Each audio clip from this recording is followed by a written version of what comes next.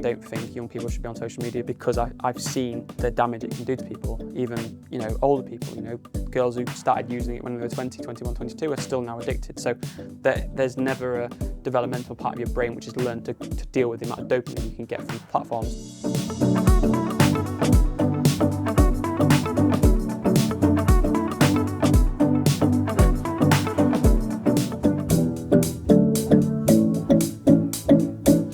Hi Dom. Hi, you all right? Hi, morning everyone.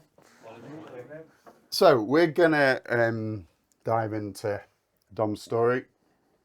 If you don't know, I'll give you the headlines. Co-founder of Social Chain, sold that, moved on, became an author.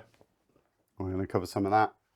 We're going to cover what you're doing now in the sort of, I don't know if it's venture capitalist incubator kind of space, but you can explain that better than I can. So we're going to cover a lot. If you've got questions for Dom, we'll reserve some time at the end, and you can jump in. You can jump in whenever you like, to be honest. And also, and I don't think it's remiss of me to say, I think one of your greatest achievements, and you won't know this, but since we booked you, and since we first sort of sent you an email and said, do you fancy doing this? We've been in a secret competition that you don't know about. Did I win? Unfortunately, yes.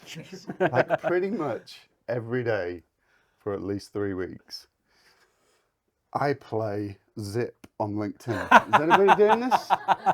Is anybody doing this? Oh, God. No. You're not the first person to bring this up, Right. So Zip, I don't know if you've spotted this, but LinkedIn have started doing these little games, like daily games. And Zip is kind of a thing where you get a grid, there's numbers 1 to 12, and you have to trace a line around it and fill all the squares, right? I'm not sure this paints either of us in a great light, but anyway, I've been doing this daily, and then you go on you do it, and you complete it, and you think, yes, smashed it. You go on the leaderboard, and then there's Dom McGregor, like, with half the time. And I'm like, oh, you did it in 4 minutes and 4 seconds. You're like, brilliant. And then Dom did it in 17 seconds. Like, how did that happen? One day in 3 weeks. Yeah, I know what you're on about. Yeah, I got like 50 seconds. I went completely, I know exactly which one you're on about. There you go. Not that these things infuriate me, but yeah, I remember that one. Yeah. Here you go. Here is a guy more obsessed with it than I am. So, and Queens, you're better at that. It's my brain. So I do my Wordle, I do my connections, I do my crossword, I do my Sudoku, and I do my LinkedIn games. That is for you, it's maybe 15 minutes. For me, it's 10 minutes of my own time. Yeah, but I think it's probably a bigger gap than that. But anyway, we'll go with that. So get on Zip. It's good. And if you can beat Dom, I think you'd help all of us. Dom, take us right back to the start, even pre-Social Chain. What were you were growing up, you were... Yep. I just guessed that. Yeah. For a bit of time, yeah. But were you always going to do that? Or did you grow up? Yeah. That was the intention. Did you go to uni? I'll come back to actually something I posted on LinkedIn maybe 2 weeks ago. So 13 years ago on LinkedIn, I posted, and I'll paraphrase it, but it effectively said, I need to turn my life around. I'm going to stop getting up at 3 p.m. and start getting up early. Set my alarm for 8 a.m. the next day. And that was 13 years ago, so that was end of January 2013. And I remember why I posted that. I posted that because at the time I was at university, and I had 4 or 5 hours of lectures, and the first one started at 3 p.m. And I remember waking up at 3:30 being like, shit, I missed my lecture. And that was that kind of really impacted me because I didn't see the daylight that day. I went to bed, then I woke up at 3 p.m. and this is in Scotland, and it was dark and I didn't see sunlight. And that for me was a really weird concept. And I started to think about probably I need to start doing something in my life now to because this isn't living. So I just basically changed my attitude overnight. And then about 2 weeks later, so 13 years ago to this week, I just I'm going to start a Twitter account, was just what happened. And that's because I woke up one night after going out, getting drunk. This changing my life worked very well, didn't it? I went to the toilet in the morning and I opened it up and was like, there's no toilet paper. And it was just kind of this like mindset I was in at the moment where like, fucking hell, life is going against me. What am I going to do? So instead of going to the shop and buying some toilet paper, which was literally 3 flights of stairs down and across the road, I decided to log into Twitter and start tweeting about what was going on in my life. And it's maybe because I had this kind of like negative mindset, but I called it student problems and started telling all the problems that I was having while at university. And yeah, for me, that you know, I think I mentioned it in my book, is that I just felt like I was just a normal person. Like I was just like run-of-the-mill average guy. So started this Twitter account, and then yeah, it grew to 50,000 followers in the space of like 4 or 5 weeks, and I was like, oh, I could be doing something with my life now. I could turn this into something. So just some context. What are you studying? I was studying sports science. Sports science. Okay. Yeah. So glorified. Everyone kind of says like glorified PE teacher. Okay. But it's not. It was like. So you went into sports science presumably assuming that you would go into. Yeah, like I'd love to have gone into like, at the time I was working in like part-time in a women's football club, like doing performance analysis. So like I always wanted to go into like performance analysis of like sports and stuff like that. That was like the plan A. And so where in Scotland are you? Edinburgh. Edinburgh. Okay, beautiful city. Yeah. So take us from then. Then you've grown this Twitter account. Yeah. So yeah. So just basically, couple of key things happen. Like, and this kind of provided context, like a mindset that I kind of created. So when I first started Twitter, people might remember back in the day, and there's definitely some people in this room who won't remember this, looking at some of the faces. Twitter only used to be 140 characters. Hands up if you didn't know that. Yeah, I was looking at you when I said that, yeah. Fresh face. It used to only be 140 characters. So that meant like you have to like give us so much content in such a short space. And there wasn't even ability to post images. So around that time, Twitter allowed the ability to post images. So this was when effectively memes were created, because now you could put a caption and an image and people would find it funny. So that happened when I just kind of, as I was starting this account. So I started to create some images, which look, this is one of my boldest claims that I'm going to say it, but who's seen The Hobbit? Yeah. Who's seen that I'm going on an adventure meme? You can say thank you now. That image, which has been circling around the web for the last like 13 years, is the same image that I made on it was like basic like Paint, where I put on Word art, put the text above it and then posted it. And I put that along with the caption of like me on a night out. Everyone found it very funny and stuff. And that was my first tweet that ever got 1,000 retweets. And so because the platform allowed images, it started to go more viral and started to become funnier. So that installed in me in the sense that like the platforms are going to change, and if you do the new, it's going to benefit you. So yeah, grew to about 50,000 followers, and then was like still broke, like still at university. I was like, okay, I'm going to find out some way to make some money now. So decided to put an email in my bio saying reach students at hotmail.com if people wanted to reach students, because I assumed someone would want to use the page to reach students. And I got like 3 emails through. One, I can't remember the other 2, but one was from this guy called Steve. And he said, hey, I think I've got a way for you to make some money, and put pound signs. And like, I'm 19 years old. When someone says pound signs in an email, that sounds not like a scammer. That sounds like the kind of person I want to speak to. So as you would do in 2013, you give your number to a random guy on the internet and say, call me. And yeah, and that guy was Steve Bartlett, and called me. He was running a website in Manchester at the time, which was basically Gumtree for students. And he was trying to find a way to get more students onto his website. Rang me, we met in a bar, and just as a test, he said, I'd love to see you post on my website. And he was buying dinner, so I'm cheap date, so I was like, you know what, I might as well post his website on see what happens. And he had the Google Analytics up, I had the tweet up, I pressed tweet, looked at the analytics, 300 people went from the tweet to the website instantly. And for him, he'd had like 10 people on the website at one point max. And that was kind of the unlock moment for both of us, where we were like, aha, this has the ability to drive people's actions. So basically, as my mentality was probably looking to do something in my life, we started working together, started speaking, and ultimately a couple of weeks later decided to drop out of university to work full time on building this into something. And we had no idea what it was going to be, but we just had belief that if we grew more media and had more followers, we could send more people to a website. That was the day one logic, and transpires that the logic was pretty accurate. So you moved to Manchester? Yep. Like straight out, you just quit uni, moved to Manchester. Yeah, well, took a year out and moved to Manchester. Yeah, that was just yeah. And then, did you live together? Is that right? Yeah, we lived together. Yeah. So the guy sends you an email with pound signs on it, takes you for a meal. Yeah, and then we And moved within in. a year, you moved in together. Yeah. Wow. Yeah. No, it was that easy. So we went, write that book. I think people are familiar with social chain as a concept, but I think we skirt over, like, how do you get your first client and how, do you remember? Yeah, exactly. So remember it very, very well. It was probably a year later. So we'd been building communities and stuff, and Steve had an investment for his website. So he raised about £50,000, and at the time felt like a lot of money, but it goes pretty quickly. So it was about this time a year later where he just turned around and says, look, we're probably going to run out of money.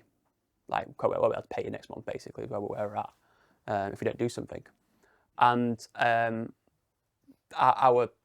was me, Steve, and a guy called Ash, who we were sat in, not far from here, in Black Dog Ballroom, which is down the road. Yeah. And we just said, look, we need to find a way to make money. And for the last kind of 6 months since we met, we've been building the communities for the purpose of Business Wallpark. We hadn't started speaking to anyone externally yet.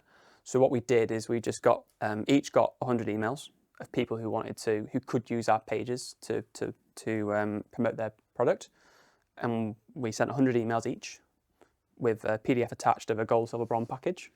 And we did the smart thing. Gold was $9.99, silver was $7.99, and bronze was $4.99 or whatever. But the gold package was like the bells and whistle. Sent that out, and we got 3 businesses come back to us that day, literally there and then, and said, "Yeah, let's go and do the gold package." One of them was a business called Hello You, which is like a university starter pack. The other was an agency called Seed Marketing, which was represented in Spotify, and the third was a small fashion brand in Manchester called PLT. So when I sit there and tell people that that 2 of our first clients were Spotify and PLT, people don't believe me, but they were. But at the time, they weren't what they are today. They were the challenger brands. They were looking at other avenues of marketing. So those were our 2 of our first clients, and we worked with them to push their student discount basically across the pages. And so that day we made $3,000 from just sitting there in Blackbird Ballroom tweeting, and it was the first money we'd really, instead of not raised, but first money we ever earned. And that was again the next unlock moment where we were like, oh, people will actually pay for this. And the logic then transpired from people will pay more money the bigger the follower is, rather than for the traffic, the bigger the following, the more people will pay for it. So we were like, we need to grow the following. We have more audience, the more money we can make, was then the logic from that moment. And how did you go about building that following?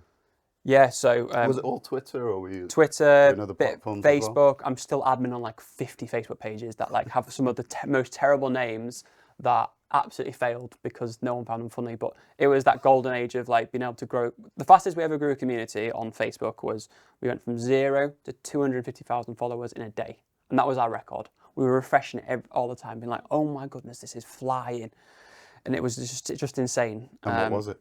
It was a page called That Flatmate Who, and basically it was just like funny things that a flatmate would do, and so people would then tag their mates and be like, "You're that flatmate, you're this flatmate," and it just went absolutely viral because everyone was tagging everyone, and just grew so quickly.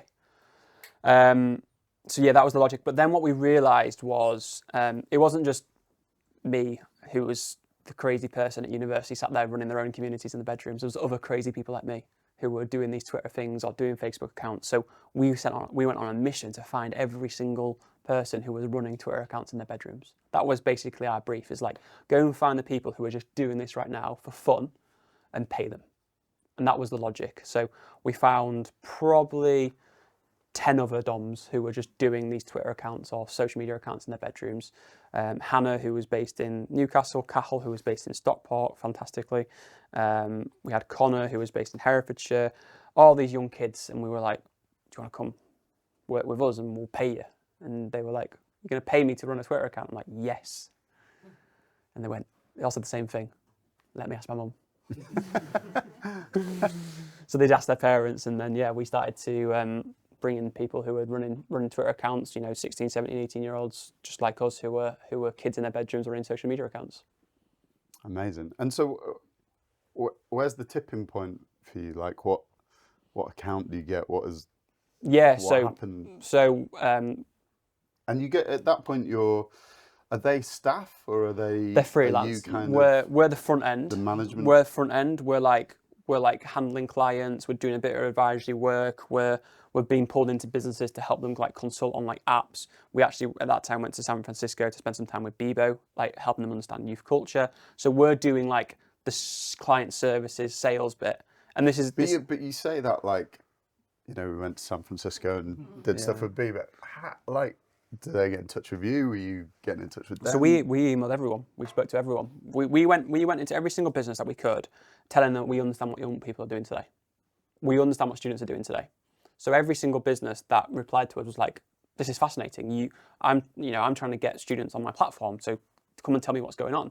So the communities were a Trojan horse to get us into businesses. Once we got into businesses, we could talk really authentically about social media, about content, around culture.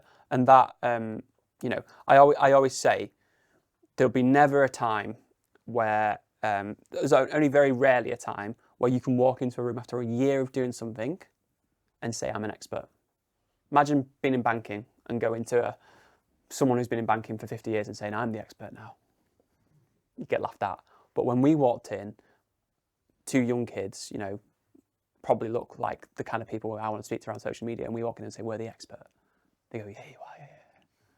So that was like our thing, is that we authentically could talk about students because we were still 20, we were still student age, and we had these assets that were engaging students on a daily basis. So that just got us into so many rooms that you would never be able to get into otherwise. So that was kind of those rooms. So we were doing the front end, and then we were letting the guys behind do the delivery. And then the kind of next two unlocks that happened is that one of our clients turned around to us and said, do you want some money to do this properly? And bearing in mind, like, we got this email, and we are two 20-year-olds, and we are in Brazil on Copacabana watching the World Cup. And the guy's like, do you want to come do this properly? I'm like, is this not doing it properly? But he offered us money to come and like go and hire the team that were working on freelance, go and buy more communities and turn it into a proper business. And we effectively had a long time arguing whether we wanted to do that or whether we didn't want to do that. We eventually decided we were going to do it. So we went back to the UK, we took the money, we started to turn it into a proper business. We got the office in Manchester, we hired all the guys that were working freelance, and was like, yeah, we're going to turn it into something now. And that was the first moment. And then we were absolutely terrible at business in the first year. I think we had the taxman knock on the door and be like, hey, you owe HMRC £70,000 because you've not paid taxes. And we're like, what do you mean? And no one ever told us that after you pay wages on the first or the 30th, you've got to pay your taxes by the 17th. No one ever told us that. And we just thought our accountant was doing it. So we have the taxman at our door, we fuck up with that, we just like overhire, overspend, we put a slide in the office, as most of you know, and we were just going wild. And there was a couple of squeaky bum moments, and I remember this quite a lot.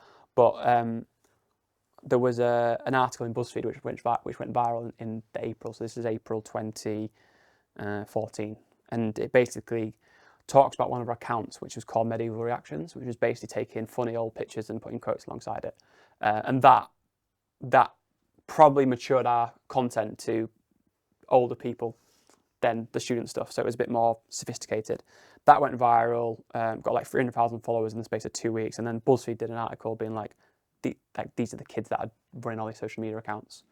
From that account, we got like Disney, we got Fox, we got Apple, all the big companies came and wanted to speak to us because they were just intrigued, because the article basically said the kids who are controlling what other kids are talking about. And that's quite a powerful strapline. Yeah, if BuzzFeed at the time, which was one of the biggest media publishers, call you that, there's quite a lot of intrigue. So that opened the floodgates of inquiries. Do Apple take the gold package? Or? Took the bronze, yeah.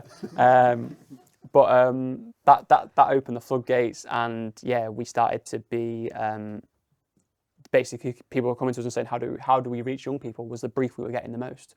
And that opened us up to starting to work with influencers, our own communities, organic content strategies, and we very quickly went from just being our own little student problems pages, that being one part of the business, but basically brands asking us those questions of how do we reach young people.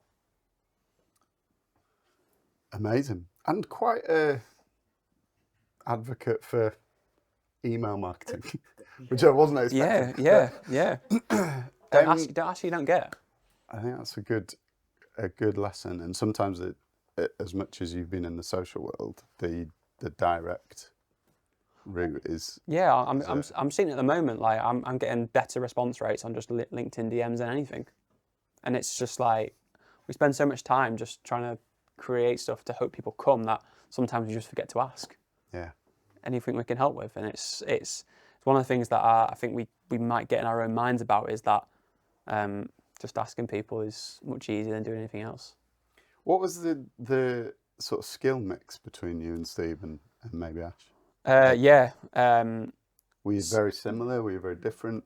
We had very complementary skills, but I think we also have very complementary like ways in meetings as well. Is that certain people resonate with Steve, certain people resonate with me, but he's a salesman. Yeah, he's a visionary, and he can talk around the big picture. And why I tend to have and do have quite a really strong memory. I have a very strong kind of bit. I could look at any case studies out still from back 13 years ago and tell you what the impact was. So he was the kind of front sales, and I was the kind of reassurance and like, yeah, actually this is what he's saying is actually delivered because here's the data behind it and says this is how we're going to actually do it in detail. So the two work very well together, and that kind of marriage sat across the business as well. Is like, as we scaled, he was less involved in the day-to-day, more involved in the big picture, and everything day-to-day kind of sat with me.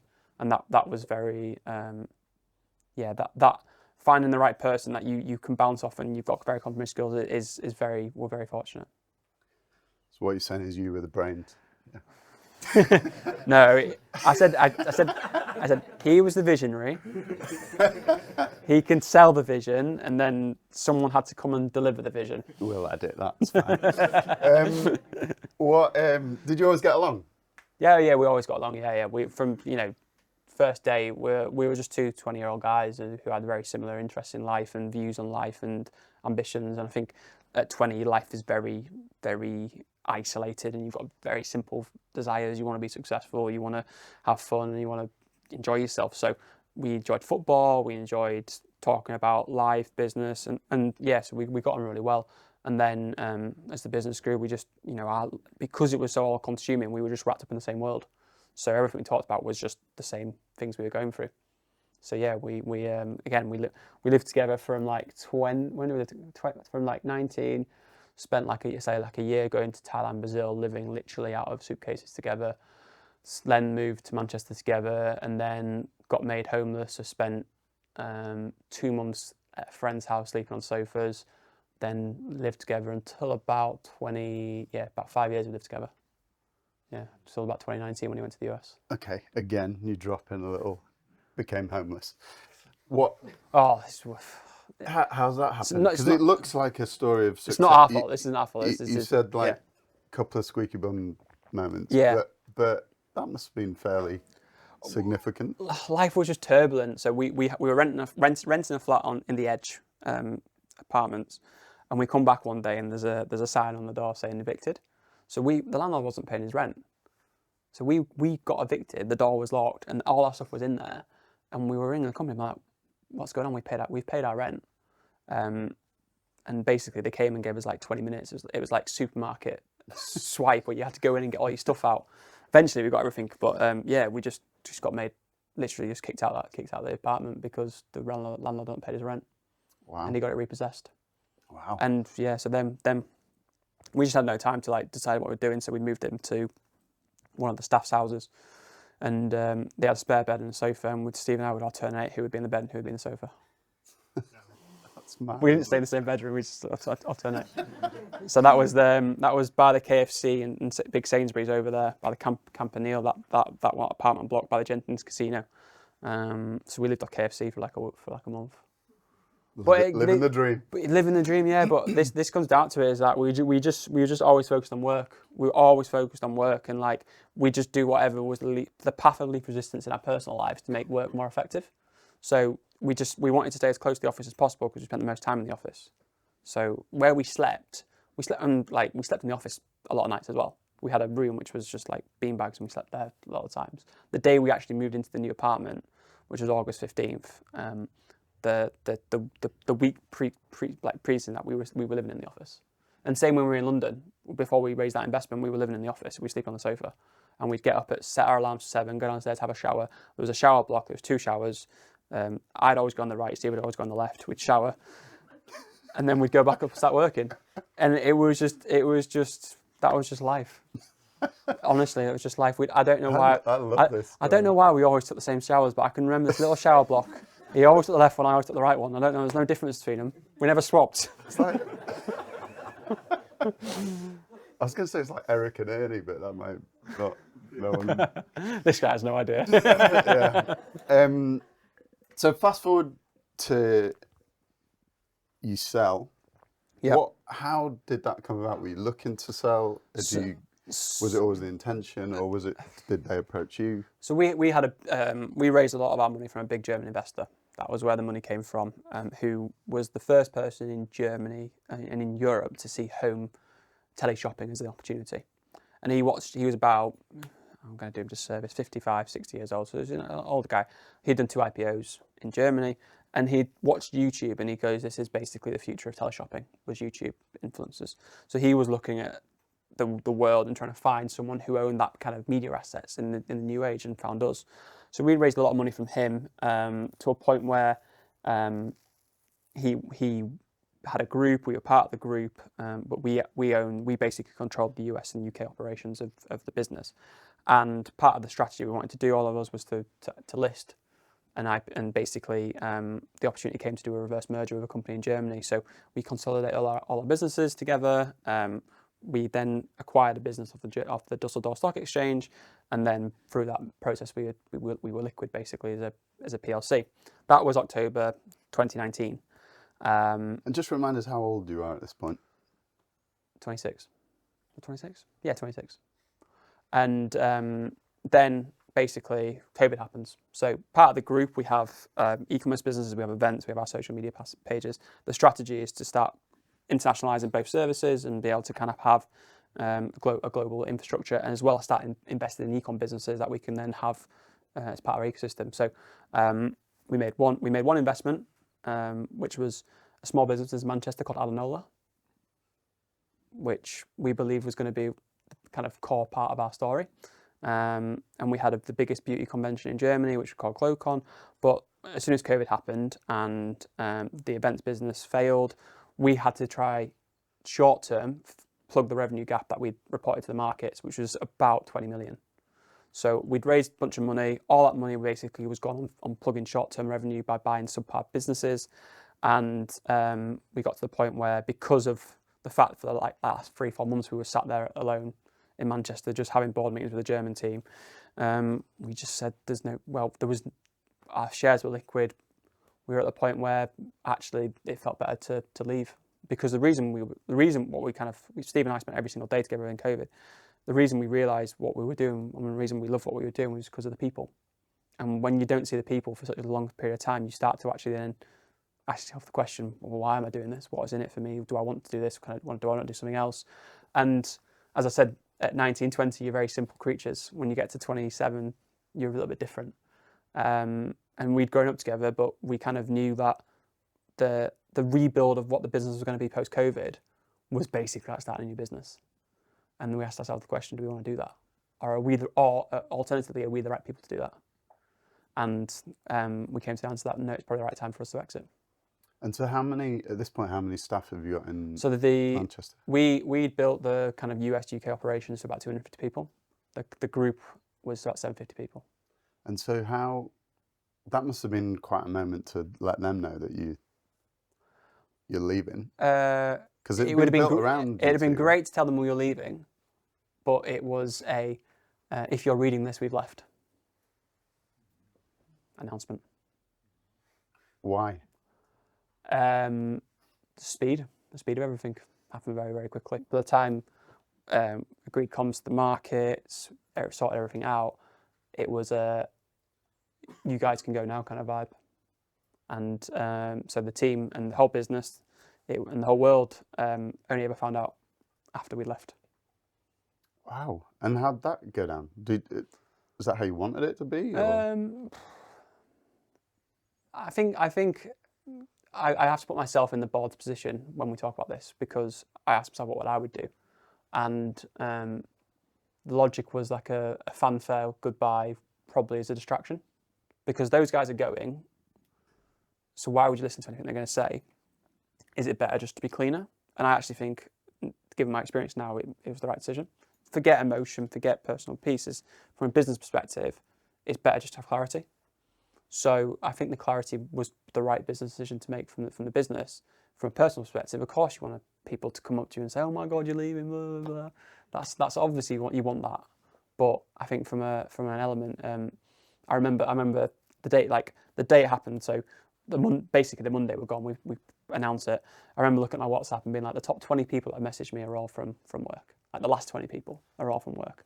And then 2 weeks later, like the messages just stop because you're not important to them anymore. They only need you because it's work.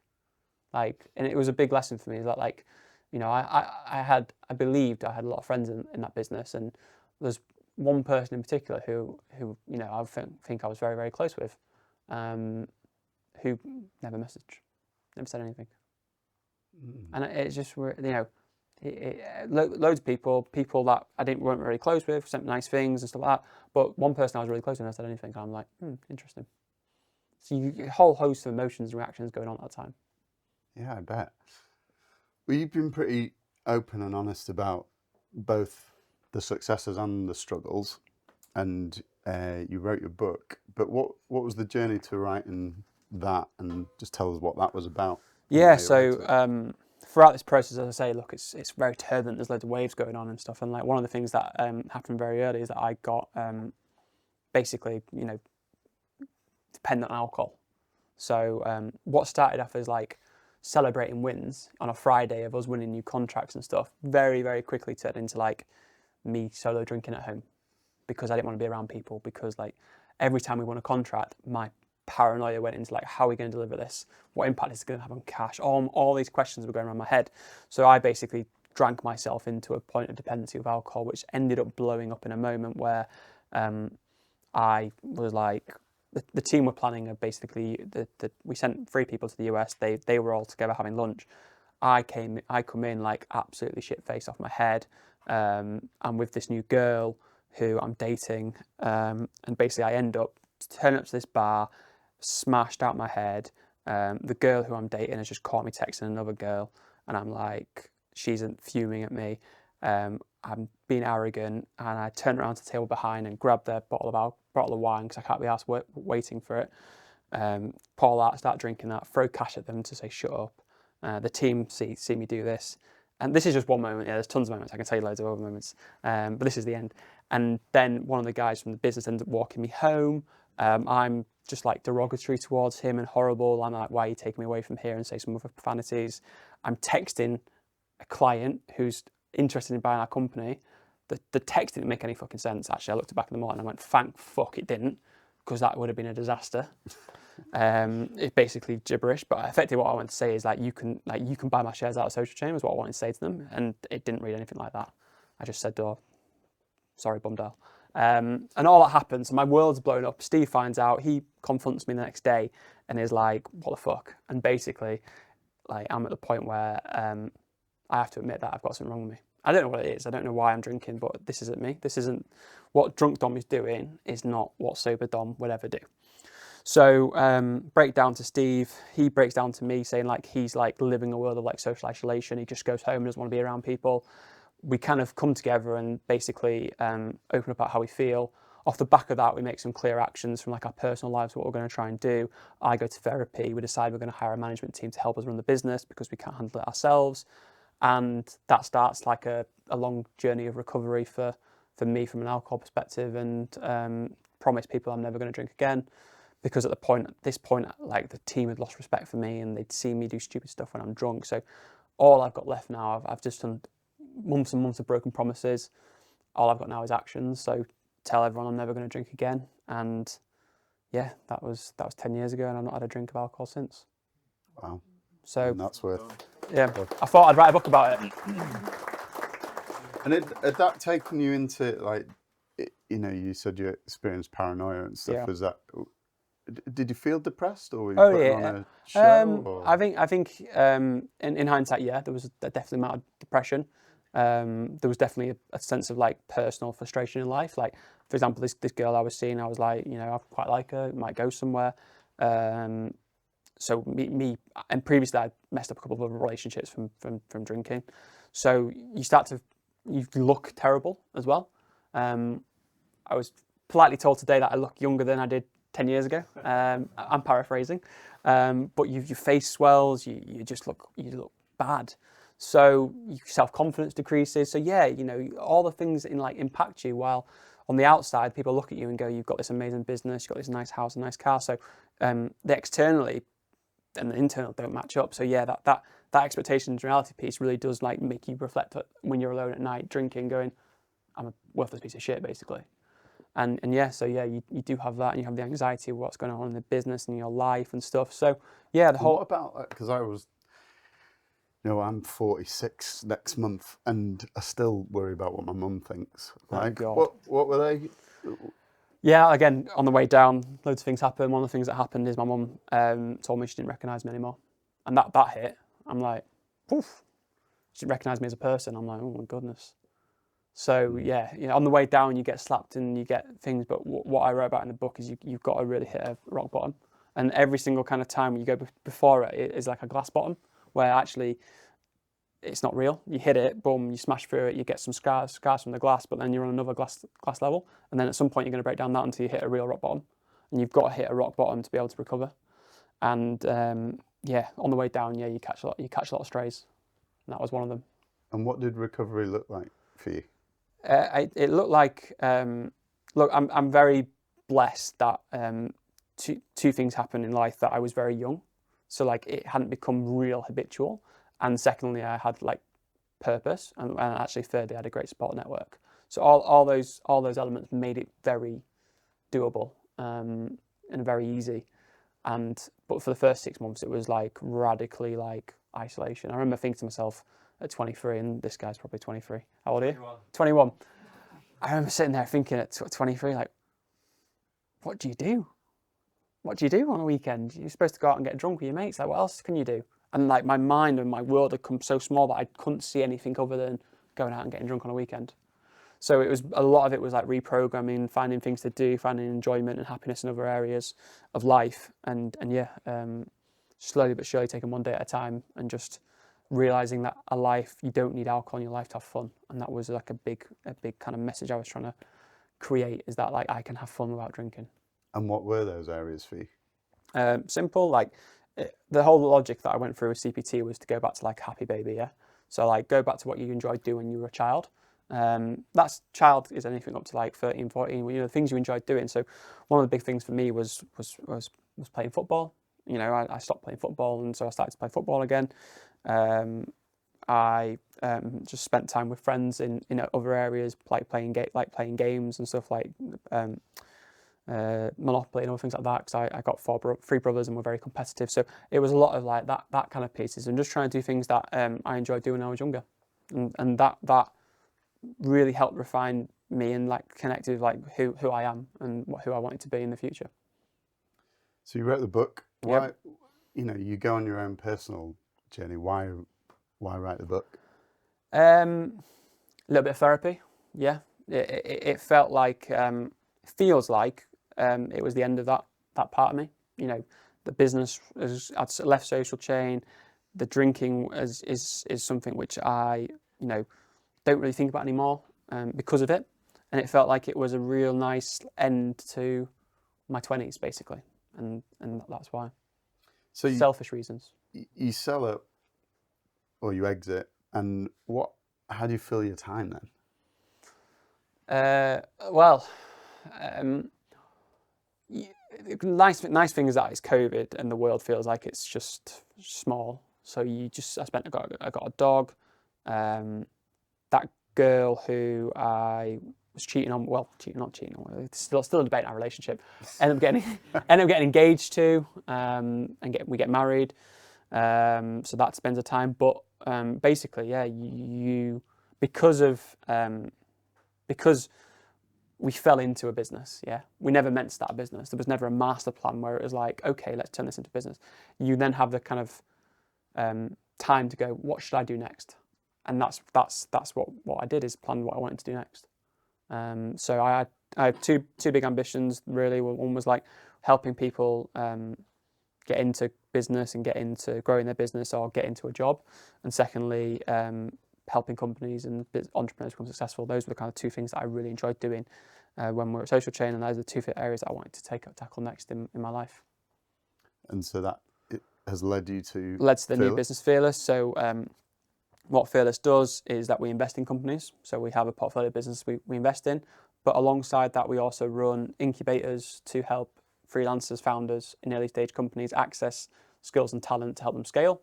And then we have a education provider which helps people do boot camps and reskill and uptrain, as well as apprenticeships and get into jobs. So those are the two avenues I spend my time on at the moment. And give us a picture like who you're working with, how's it going? So since we started in 2022, we've upskilled and trained over 1,000 people and helped them get into jobs. Is anyone here from one of our boot camps? We did send a link to people, so just checking now. We've helped 1,000 people get into jobs and upskill and retrain. We've taken about 100 businesses, entrepreneurs through our programs to help them scale their companies, and we've invested in 10 companies. So that's where it's going. The companies have gone from 1-2 people to one of the biggest company in our group now is a business called Minimal, which is doing about 10 million revenue, is home cleaning products. So yeah, it's going well. Got great backers, great team, great people. We're doing really good things. Good stuff. And you became a dad. Became a dad. Yeah. So that was yeah March last year. So yeah. How's that changed life? We were chatting earlier. It's been great. I have to always caveat this to anyone who's currently got children, is that I've had only one sleepish bad night, because he literally sleeps from 6 till 7:30. So I am blessed by the gods. That should be in a book. Yeah, I know. I can't say it honestly. Yeah, that's what everyone says. You've just lost 95% of the audience. Not this guy though. This guy's still with me. Yeah. But he sleeps really well. So like my 10 months as well, right? 10 months, yeah. So one night in 10 months. Yeah, my whoop score is fantastic. No wonder you're so good on Zip. Yeah. Try that with no sleep, pal. So I only have upside to talk about. So I only have the when I walk home and I see his face standing at the gate he's got at the moment, and the happiness he has, and the desire for me to create a better life for him, I have only the upside to talk about. And like there has been no downside for me, because I'm very blessed that I've got a most incredible wife who is the most incredible mother, who does everything for Zach. And I can selfishly look at it and say I'm so fortunate that I've only experienced amazing moments. Like, we've never been in hospital, like touch wood, like we've never ran 111, like we've never, not like it's not a normal experience. Like, so it's only had a positive impact on my life and my wife's life. So yeah, I'm absolutely blessed for that. It's good, man. What's your take, just finally, in that, as a dad now, you've lived in that and breathed the social media world. What do you think, like, what are your thoughts about navigating that Yeah, whole thing? I mean, the my view on it is that I had social media when I was 17 for the first time. Okay, and I am so lucky that for my entire life I've looked at it as a tool, and I've always looked at it as a way of communicating with from a brand to a business. I've never got wrapped into the addiction side of it, because for the first 5 years of my career, I was preaching about it. So I was consciously aware of it. I sat there with meetings with Facebook and Instagram and TikTok telling me how their algorithm works. So when you sit there and receive all that information, you go, okay, I need to make sure that I don't use it for those reasons. So I feel, I don't feel in any way responsible, because the platforms themselves are the ones responsible. I don't feel like I've done anything in terms of that, but I am very conscious that I've learned to use it as a tool, and I can put it there and be like, it's a tool. I don't think kids should be on social media. I don't think young people should be on social media, because I've seen the damage it can do to people, even, older people, girls who started using it when they were 20, 21, 22 are still now addicted. So there's never a developmental part of your brain which is learned to deal with the amount of dopamine you can get from platforms. So I'm completely in the camp of like, no social media, like keep away from it, but fundamentally teach them about it to understand why it is the way it is. And I think from my parents, I know the reason the way it is, so I know how to handle it. And I think that's an important piece, is like, if you teach people about it and the way it is set up, like the TikTok algorithm, for example, like if you learn why it is the way it is, you can then look at it and manage it a bit better. So I think we need to do more to educate everyone, 18, 20, 19 year olds, on the reason social media is the way it is. Dom, thanks so much for spending time with us and sharing your story. I think we'd all agree it's super inspiring, and appreciate you giving up your morning. So can we thanks Dom? Thank you.